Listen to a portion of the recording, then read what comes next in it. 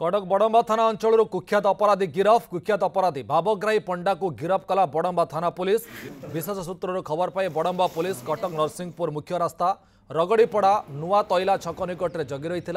अभियुक्त तिगिरिया थाना अंचल दुर्घटना घटाई बड़म्बा अभिमुखे आसुला। नुआ तैला छक निकट में पुलिस को देखि बंधुक देखाई चकमा देखाई खसी जावाक चेष्टा करते विफल होता। भावग्राही नाँ विभिन्न थाना 12टी मामला रही। भावग्राही निकटर पुलिस गोटे कार गोटे देशी बंदूक जीवंत गोली रोपा चेन जबत करिछि।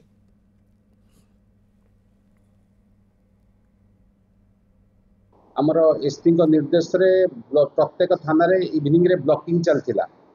ए ब्लॉकिंग चलथिला भितरे आमर आईआईसी बड़म्बा गोटे रिलायबल सोर्स रु खबर पाइले जे ए वेटरान आंटी सोशल भाव गोटे एक्सीडेंट करी बड़म्बा आड़ को खूब जोरे तार गाड़ी रे आसुची एवं ता पाखरे आर्म्स अच्छी बोली खबर पाइथिले।